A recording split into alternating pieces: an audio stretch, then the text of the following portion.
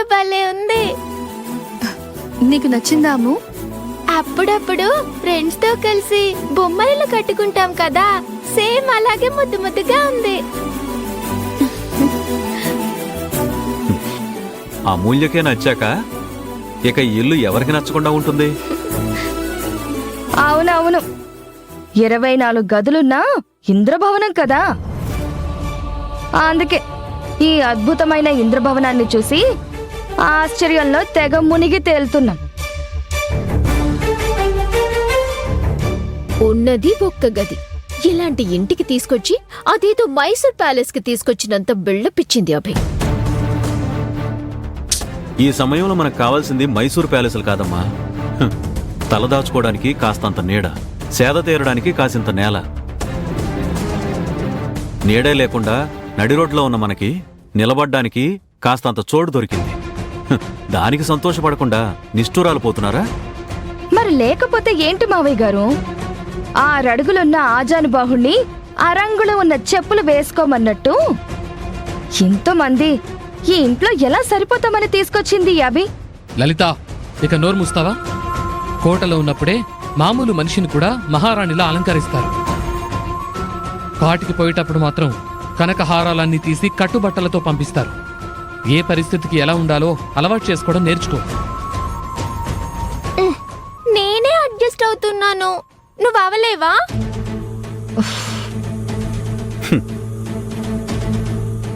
కనీసం ఆ చిన్నపిల్లని చూసైనా నేర్చుకోండమ్మా. అత్తయ్య గారు, మావయ్య గారు, ఈ ఇంట్లో ఒకటే గది ఉంది కదా, ఆ గదిలో మీరు ఉండండి. మిగిలిన వాళ్ళమంతా హాల్లోనే అడ్జస్ట్ అవుతాం. ఇంత చిన్న ఇంట్లో ఇంకా నీది నాది అనుకోవడానికి ఏముంటుందమ్మా? ఇది మన అందరిది, సరేనా? అత్తయ్య, మీకు ఇల్లు నచ్చిందా?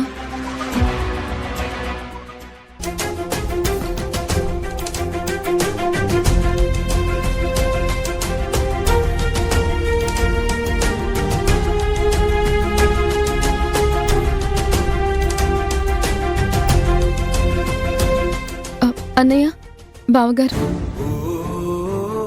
ఈ ఇల్లు అందరికీ సరిపోదని నాకు తెలుసు. విశాలమైన ఇంట్లో అలవాటైన మిమ్మల్ని ఈ ఇంట్లో బంధించినట్టు ఉంటుందని నాకు తెలుసు.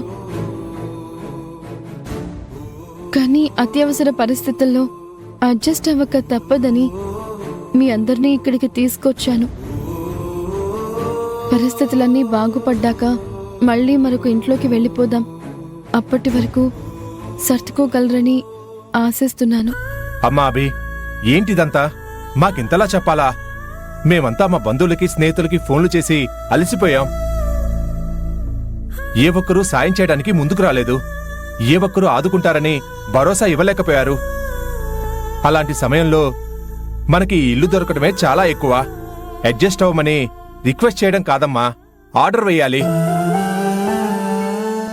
అవునబి, ఈ పరిస్థితుల్లో మాకు ప్రత్యేక గదులు కావాలి, రాజకోటంత భవనం కావాలి అని ఆశపడ్డంలో అసలు అర్థమే లేదు. మా అందరికీ ఇల్లు బాగా నచ్చింది. మాకు నచ్చిందో లేదో అని నువ్వెక్కువగా ఆలోచించకమ్మా. సరిపోయింది. ఈ ఇంటిని చూసి అందరూ ఏంటి ఇంత మురిసిపోతున్నారు? కలకాలం ఇంక ఈ పేదరికంలోనే ఈదుతూ పోవాలి అని డిసైడ్ అయిపోయారా ఏంటి? ఈవిడ గారు చూపించిన ఈ ముష్టి ఇంటిని అంతలా పొగిడేస్తున్నారు. ముష్టిల్లు అని అంత మొహమాటంగా అంటావేంటైరేంద్రి? మొదనష్ట పిల్లు అనను చాలా బాగుంటుంది. పద.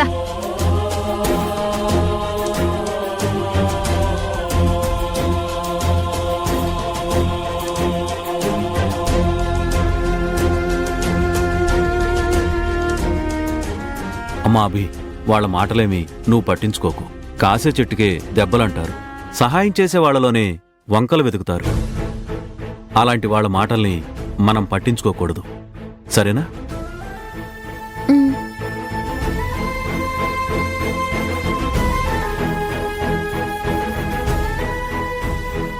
రాహుల్ బాబు, ఇది నాకు తెలిసిన వాళ్ళ ఇల్లు. మనం ఉన్న ఈ పరిస్థితుల్లో వాళ్ళ సహాయం తీసుకోక తప్పలేదు. ఈ ఇల్లు మీకు పెద్దగా నచ్చదని తెలుసు, అయినా సర్దుకోక తప్పదు. ఏదొక రోజు మనకి కూడా మళ్ళీ మంచి రోజులు వస్తాయి.